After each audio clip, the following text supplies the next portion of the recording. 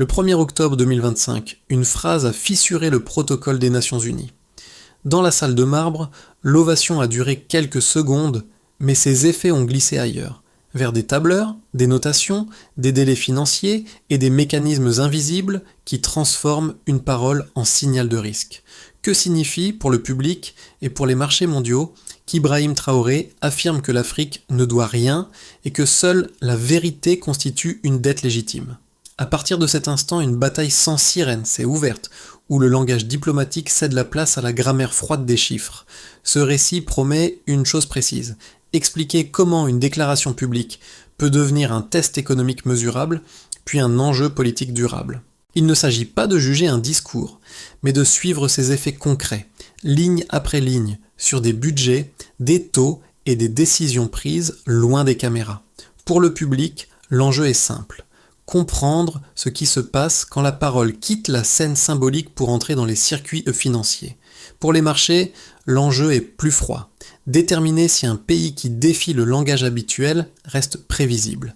L'histoire d'Ibrahim Traoré sert ici de fil conducteur, non comme un portrait héroïque, mais comme un point de rupture.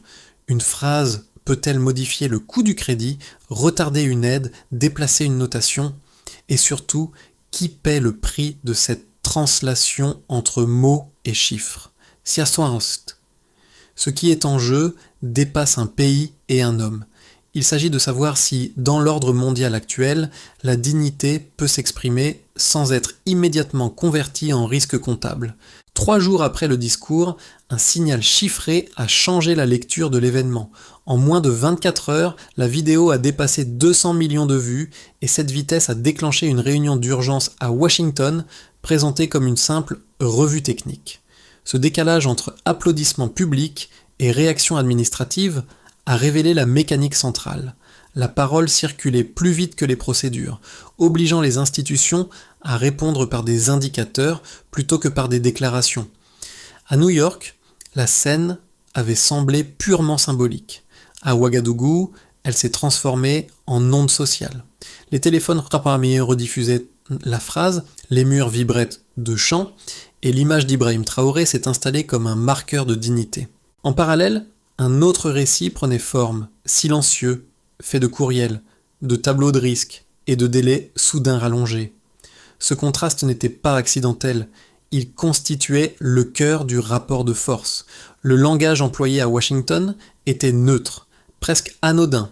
On parlait d'ajustement, de prudence, de confinement technique. Pourtant, derrière ces mots, l'objectif était clair pour les analystes: empêcher que la séquence devienne un précédent.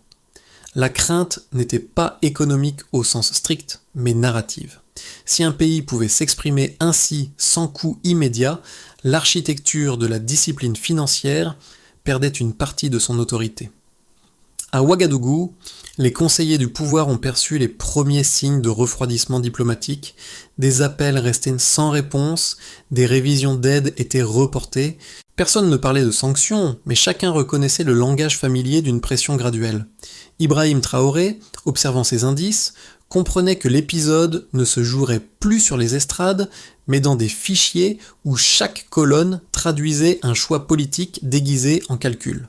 Dans ce contexte, une question centrale s'impose pour la suite. À partir de quand une parole cesse-t-elle d'être symbolique pour devenir un risque chiffré? Dans cette phase initiale, le récit se resserre autour d'un point d'observation précis: la transition entre ferveur publique et premier effet concret. À Ouagadougou, les fresques et les slogans ont donné au moment une énergie visible, presque festive. Mais à l'intérieur des bâtiments officiels, l'ambiance était différente. Les équipes techniques surveillaient des signaux faibles, délais de réponse inhabituels, demandes d'informations supplémentaires, calendrier soudainement flou. Ce sont ces détails, rarement commentés, qui marquent le passage du symbole à la contrainte. Ibrahim Traoré apparaît alors comme un repère plus que comme un acteur omniprésent. Son rôle n'est pas d'occuper chaque scène, mais de fixer un cap. Autour de lui, des conseillers traduisent l'enthousiasme populaire en décisions prudentes. Ils savent que l'épreuve ne viendra pas sous la forme d'un communiqué, mais d'un empilement de petites frictions, un virement retardé, une réunion ajournée, une évaluation requalifiée. Les impacts précoces touchent d'abord les marges. Les importateurs signalent des exigences de paiement plus strictes, les banques raccourcissent discrètement les échéances, les administrations locales parlent de ralentissement plutôt que de crise, mais le mot masque une réalité plus précise. L'incertitude s'installe comme variable de gestion. Chaque acteur adapte son comportement sans attendre une directive officielle. Dans ce climat, le discours initial continue pourtant de produire un effet inverse à l'extérieur. La figure d'Ibrahim Traoré circule comme un symbole d'affirmation, renforçant une cohésion sociale qui compense temporairement les contraintes naissantes. Ce décalage entre adhésion populaire et refroidissement technique constitue le premier enseignement. L'impact d'une parole ne se mesure pas seulement à son écho, mais à la vitesse avec laquelle les systèmes tentent de la neutraliser.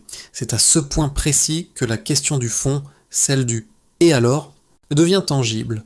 Quand l'enthousiasme rencontre la gestion quotidienne, qui absorbe le choc en premier ? La séquence s'est enclenchée sans annonce formelle. Le déclencheur a pris la forme d'un glissement procédural, des fonds en cours de revue, des calendriers à confirmer, des demandes de conformité reformulées. Rien n'indiquait une rupture, tout signalait un ralentissement. En quelques jours, ce tempo modifié a suffi à changer les anticipations. Les acteurs financiers ont lu le message implicite et ajusté leur comportement avant même toute décision publique. Le point de montée est venu lorsque ces micro-frictions se sont alignées. Les importateurs ont été sommés de régler en devises fortes, les banques ont resserré les lignes de crédit et le franc CFA a commencé à se déprécier. Les journaux ont parlé de volatilité. Sur le terrain, l'effet était plus direct. Le carburant augmentait, le riz importé devenait plus cher, et les délais d'approvisionnement s'allongeaient. Cette accélération a marqué le passage du technique au vécu. Au cœur de ce moment, Ibrahim Traoré a choisi la continuité plutôt que l'escalade. À la télévision nationale, son intervention a été brève, sans emphase. Il a nommé le mécanisme sans l'attaquer frontalement, décrivant une pression exercée par des taux et des procédures plutôt que par des armes. Ce choix a déplacé le centre de gravité. La confrontation ne portait plus sur une phrase, mais sur la légitimité des outils employés pour y répondre. Le pic s'est manifesté par la réaction en chaîne des marchés. Les notations ont été réévaluées, les primes de risque ont augmenté et chaque point de rendement supplémentaire a renchéri le coût du financement public. Pour les analystes, il s'agissait d'une gestion prudente. Pour les autorités locales, c'était un étranglement progressif. La différence de lecture n'a pas ralenti la dynamique, elle l'a rendue plus opaque. Puis sont venues les répliques. Les administrations ont ajusté leurs priorités, retardant certains projets pour préserver les dépenses essentielles. Les ménages ont modifié leurs habitudes, réduisant la consommation et s'organisant en réseau de solidarité. Dans les rues, la ferveur initiale s'est transformée en endurance. L'événement n'était plus ponctuel, il s'inscrivait dans la durée. Cette phase de répliques successives met en lumière un mécanisme central. Une parole peut activer une chaîne d'événements où chaque maillon se présente comme neutre, mais dont l'addition produit une contrainte réelle. Le fil conducteur reste la même question, désormais concrète. Combien de temps un pays peut-il absorber ces ajustements sans céder sur l'essentiel ? Avant le discours, la situation de référence semblait maîtrisée. Le franc CFA du Burkina Faso évoluait autour de sa parité habituelle avec l'euro, l'inflation restait contenue et les réserves en devises couvraient environ 3 mois d'importation. Ce socle n'était pas confortable, mais il était lisible. Il permettait aux administrations de planifier, aux banques de prêter et aux ménages d'anticiper sans urgence excessive. Cette stabilité relative constituait le point zéro de l'analyse. 2 semaines plus tard, l'écart est devenu mesurable. La monnaie a perdu près de 6%, une variation qui, prise isolément, peut paraître modeste. Elle signifie pourtant une chose précise. Chaque importation coûte plus cher, immédiatement, sans débat politique. Cette dépréciation agit comme une taxe silencieuse, répartie sur l'ensemble de l'économie et ressentie d'abord par ceux qui dépendent de produits importés essentiels. Dans le même intervalle, l'inflation est passée d'environ 4% à 11%. Ce saut ne reflète pas une surchauffe interne, mais une transmission rapide des coûts externes. En termes simples, la hausse des prix réduit le pouvoir d'achat plus vite que les salaires ne s'ajustent. Elle transforme une contrainte macroéconomique en tension sociale quotidienne, perceptible dans les marchés, les transports et les services de base. Le troisième indicateur complète le tableau. Les réserves en devises ont reculé d'environ 17%. Cette baisse n'est pas un effondrement, mais elle raccourcit la marge de manœuvre. Moins de réserves signifie moins de temps pour absorber un choc sans recourir à des mesures d'urgence. Chaque semaine perdue rapproche les décisions difficiles, rationnement, priorisation stricte ou renégociation sous contrainte. Pris ensemble, ces 3 chiffres racontent une histoire cohérente. Ils ne signalent pas une crise structurelle soudaine, mais une pression graduelle appliquée par les canaux financiers habituels. Les agences de notation ont relayé cette lecture en ajustant leurs perspectives. Le vocabulaire employé, prudence, risque émergent, a eu un effet mécanique. Augmenter le coût du crédit et dissuader l'investissement à court terme.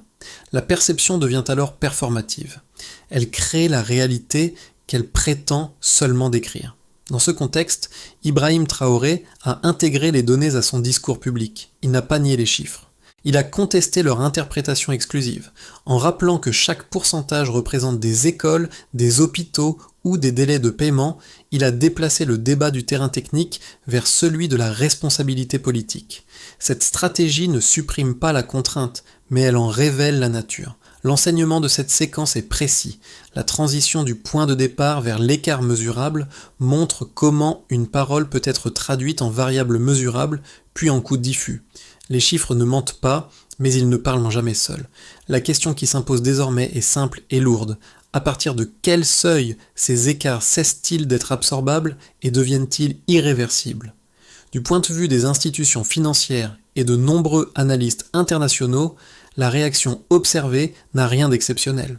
Premier argument, il s'agit d'une gestion du risque standard. Lorsqu'un responsable politique adopte un langage perçu comme imprévisible, les marchés ajustent leurs paramètres, retarder des décaissements, revoir des notations ou resserrer le crédit ne serait pas une sanction, mais une précaution destinée à protéger la stabilité globale.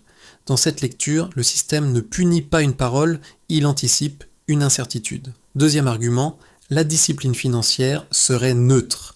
Les mêmes règles s'appliqueraient à tous les États, indépendamment de leur discours. Les indicateurs utilisés, inflation, réserve, soutenabilité de la dette, seraient objectifs et leurs conséquences mécaniques. Si le coût du financement augmente, ce serait la traduction mathématique d'un risque perçu, non l'expression d'un jugement politique. De ce point de vue, personnaliser la séquence autour d'Ibrahim Traoré relèverait d'une lecture émotionnelle plutôt que factuelle. Ces arguments méritent d'être pris au sérieux, car ils décrivent fidèlement le fonctionnement interne du système. Mais ils présentent une limite majeure. Ils ignorent l'asymétrie de pouvoir intégrée aux règles elles-mêmes. La neutralité supposée des indicateurs dépend du contexte dans lequel ils sont déclenchés. Une variation de langage n'entraîne pas les mêmes effets pour une économie centrale que pour un pays dont la marge financière est réduite. Le même ajustement produit donc des conséquences disproportionnées. De plus, la synchronisation observée affaiblit l'hypothèse de la pure mécanique. Les délais, les révisions et les signaux de prudence se sont alignés dans un laps de temps très court, immédiatement après le discours.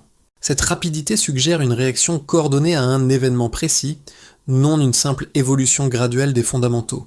Les chiffres traduisent alors moins une dégradation structurelle qu'une requalification soudaine du risque. La réponse d'Ibrahim Traoré s'inscrit dans cet espace critique, en acceptant les données mais en contestant leur usage exclusif. Il met en lumière une vérité souvent évacuée. La finance n'est jamais totalement séparée du politique. Reconnaître cette interaction ne nie pas les contraintes, mais permet de les nommer. Et c'est précisément cette nomination qui dérange. En prenant au sérieux l'argument le plus solide possible, on aboutit à une conclusion nuancée. Le système agit selon ses règles, mais ces règles produisent des effets politiques. La question n'est donc pas de savoir si la réaction est légitime, mais si elle est assumée comme telle. À ce stade, l'épisode cesse d'être une réaction financière pour devenir un test symbolique à l'échelle régionale. Ce qui semblait n'être qu'un ajustement technique révèle une bascule plus profonde. La contrainte n'agit plus seulement par les chiffres, mais par le récit qu'ils imposent. Les indicateurs continuent de se dégrader lentement, pourtant l'attention se déplace vers autre chose, la capacité d'un pays à transformer la pression en cohésion. Dans les capitales voisines, le signal est lu avec précision. Les gouvernements observent moins les courbes que les rues, moins les communiqués que les réponses sociales. L'idée qui circule n'est pas celle d'une victoire économique, mais d'une résistance narrative. En refusant l'escalade verbale, Ibrahim Traoré maintient un cadre où la dignité devient une variable politique, non un slogan. Ce choix réduit l'espace de manœuvre de ses interlocuteurs. Sanctionner plus ouvertement renforcerait le symbole qu'ils cherchent à contenir. À mi-parcours, une ironie stratégique apparaît ainsi. Plus la pression reste implicite, plus elle alimente la perception d'une épreuve morale. Les chiffres continuent d'exister, mais ils ne suffisent plus à clore le débat. Ils doivent désormais composer avec une opinion publique régionale attentive, prête à comparer, à imiter ou à s'abstenir. Les effets concrets de la pression silencieuse se déploient en cercles distincts, chacun révélant une facette différente de la même contrainte. Le premier cercle touche les citoyens. Dans les foyers burkinabés, la hausse des prix n'est pas une abstraction macroéconomique. Le carburant rationné modifie les déplacements, le riz importé pèse sur les budgets familiaux et les coupures d'électricité transforment les soirées en veillées improvisées. Chaque ajustement se traduit par une adaptation quotidienne. La phrase d'Ibrahim Traoré circule alors comme un repère moral, moins pour promettre une amélioration rapide que pour donner un sens à l'effort demandé. Le deuxième cercle concerne les entreprises. Les petits commerçants et les importateurs subissent la contraction du crédit. Les fournisseurs étrangers exigent des paiements anticipés, souvent en dollars, et les banques locales réduisent leurs expositions pour préserver leur liquidité. La production ralentit, les salaires sont parfois différés et l'investissement est reporté. Pourtant, cette contrainte stimule aussi des réponses internes. Coopératives locales, circuits d'échanges parallèles et stratégies de substitution. Le manque agit comme un révélateur de dépendance longtemps accepté. Le troisième cercle s'étend aux voisins régionaux. Au Mali, au Niger et en Guinée, la situation est observée avec une attention prudente. Ce qui arrive au Burkina Faso est perçu comme une expérience grandeur nature. Mesurer combien de temps un État peut tenir face à une pression financière implicite. Des discussions diplomatiques évoquent une solidarité minimale, non par idéologie, mais par intérêt commun. La séquence modifie ainsi les calculs régionaux, en transformant un cas national en signal collectif. Enfin, le quatrième cercle englobe les institutions mondiales. À Washington et dans les grandes capitales financières, les rapports intègrent désormais une dimension nouvelle, le risque de contagion narrative. Les chiffres restent centraux, mais ils sont accompagnés d'analyses sur la perception publique et la légitimité des outils employés. Le système découvre qu'il peut perdre de l'influence non par une défaillance économique, mais par une érosion symbolique. À travers ces 4 cercles, une constante apparaît. Ibrahim Traoré n'est plus seulement un acteur politique national.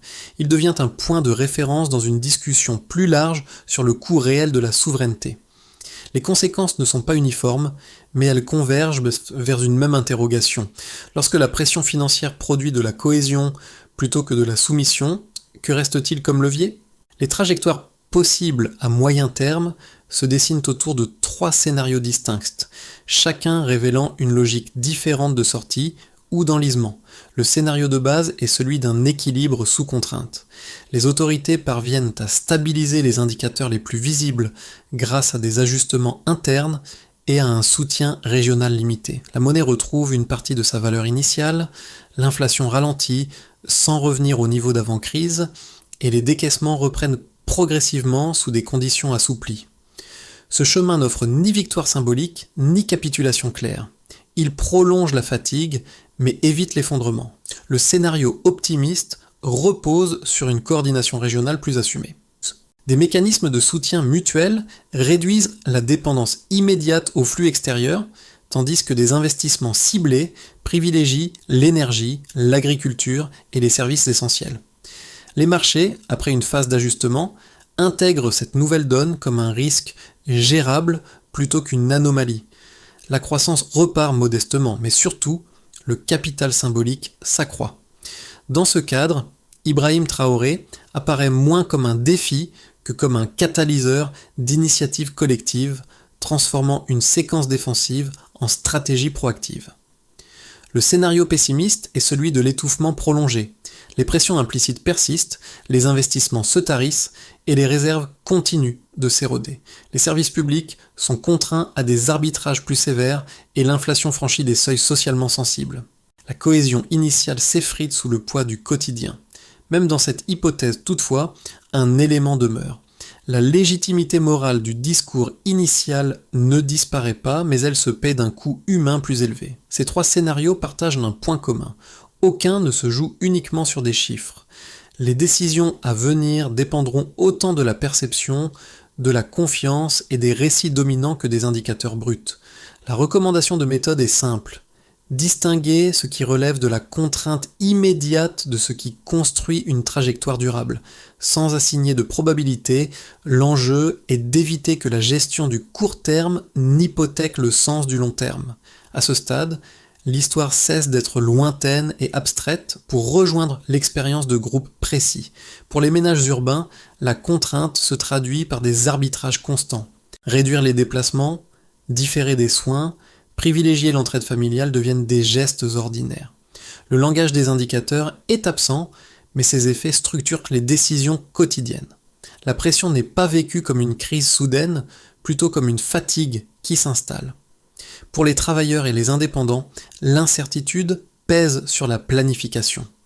Les revenus deviennent irréguliers, les contrats se raccourcissent et la prudence domine.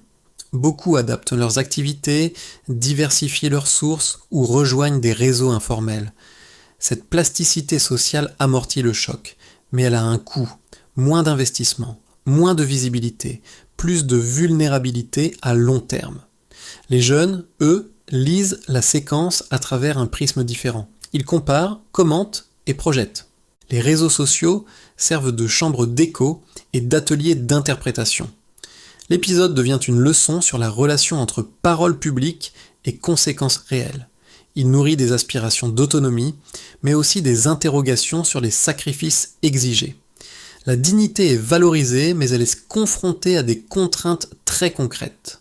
Pour la diaspora, enfin, l'attention se focalise sur les signaux de stabilité et de confiance. Les transferts, les projets de retour ou les investissements symboliques dépendent de la lecture qu'elle fait de la trajectoire. Le discours initial a suscité un élan, mais sa traduction économique conditionne la durée de cet engagement. Ces regards croisés montrent une même tension. La compréhension progresse, l'adhésion existe, mais elle n'est pas illimitée. Le public accepte l'effort lorsqu'il en perçoit le sens et l'horizon. La question devient alors personnelle et collective à la fois. Combien de temps chacun est-il prêt à tenir si la cohérence du récit n'est pas accompagnée de résultats perceptibles ? La réponse ne s'est pas formulée en slogan, mais en étapes opérationnelles. La première consiste en une priorisation explicite. Les autorités identifient les dépenses vitales, énergie, santé, approvisionnement alimentaire, et les isolent des ajustements budgétaires généraux. L'objectif n'est pas de nier la contrainte, mais d'en réduire l'impact immédiat sur les fonctions essentielles. Cette clarification sert de boussole administrative et limite les arbitrages improvisés. La deuxième étape repose sur la coordination régionale minimale. Sans créer de rupture institutionnelle, des mécanismes temporaires de soutien sont discutés avec des partenaires sahéliens. Il s'agit moins de mutualiser des dettes que de synchroniser des réponses, calendrier, messages et marge de manœuvre. Ibrahim Traoré insiste sur ce point comme sur une méthode, non comme un bloc idéologique, afin d'éviter l'escalade tout en élargissant l'espace de négociation. La troisième étape vise la transparence interne. Les budgets d'urgence, les délais et les choix de priorité sont rendus lisibles pour le public. Cette ouverture transforme la confiance en ressources politiques mesurables. Elle ne crée pas d'argent, mais elle réduit l'incertitude, ce qui stabilise les comportements des ménages et des entreprises. La quatrième étape concerne la diplomatie discrète. Les échanges avec les institutions financières se poursuivent sans mise en scène. Les faits sont privilégiés aux déclarations. Cette retenue limite la polarisation et maintient des canaux ouverts tout en refusant la logique du recul symbolique. Enfin, la cinquième étape établit des indicateurs de suivi clairs, délai d'importation, accès au crédit, continuité des services publics, mesurés, publiés, ajustés. Cette boucle transforme la crise en processus pilotable. Ce plan n'élimine pas la pression, mais il la reconfigure. La solution proposée n'est pas une rupture spectaculaire, mais une discipline stratégique. La question qui demeure est celle de la durée. Cette méthode peut-elle tenir jusqu'à ce que la contrainte perde son effet dissuasif ? La scène finale ne se joue ni dans une salle de marché, ni dans un bureau ministériel. Elle se déroule à Ouagadougou, un soir marqué par des coupures d'électricité et des rues éclairées par des bougies. Les fresques représentant Ibrahim Traoré, parfois effacées par la poussière ou la pluie, restent visibles comme des traces plus que comme des icônes. Elles rappellent un moment précis où une parole a cessé d'être abstraite pour devenir une expérience partagée. Ce retour au quotidien donne au récit son épaisseur humaine. La crise n'a pas disparu, les chiffres n'ont pas miraculeusement changé, mais quelque chose s'est déplacé dans la manière de les supporter.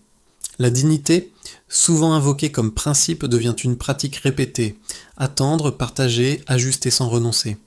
Dans ce contexte, le nom d'Ibrahim Traoré n'est plus seulement associé à un discours, mais à une capacité collective à tenir sous contrainte. Le motif initial, une phrase prononcée à l'ONU, revient ici comme un écho transformé. Ce qui était perçu comme une provocation se lit désormais comme un repère temporel. Avant et après. Avant, la dépendance silencieuse. Après, la conscience du coût réel de chaque choix. La phrase qui s'impose alors est simple et lourde. La souveraineté n'est pas un état, mais un effort continu. Elle ne se mesure pas uniquement en réserve ou en taux, mais dans la constance d'un peuple face à l'épreuve. Ce récit ne se conclut pas par une consigne, encore moins par une certitude. Il se termine par une invitation à regarder autrement les mécanismes qui gouvernent le monde contemporain. L'histoire d'Ibrahim Traoré et du Burkina Faso n'est ni un modèle prêt à l'emploi, ni une exception isolée. Elle agit plutôt comme un miroir, renvoyant à chacun la question de ce qu'il accepte comme normal lorsque les chiffres parlent plus fort que les voix. Pour les observateurs, l'enjeu est de dépasser la lecture binaire, courage ou imprudence, dignité ou coût économique, et d'examiner la zone grise où se prennent réellement les décisions. Pour les citoyens, c'est une occasion de réfléchir au lien entre parole publique et conséquences concrètes. Pour les décideurs, enfin, c'est un rappel discret. La légitimité ne se décrète pas uniquement par des indicateurs, elle se construit dans la durée. Ce qui reste, après les taux et les scénarios, est une question simple, sans réponse immédiate. Jusqu'où une société est-elle prête à aller pour défendre ce qu'elle estime ne pas pouvoir acheter ? Et inversement, quel prix sommes-nous collectivement prêts à payer pour ne pas avoir à nous poser cette question ?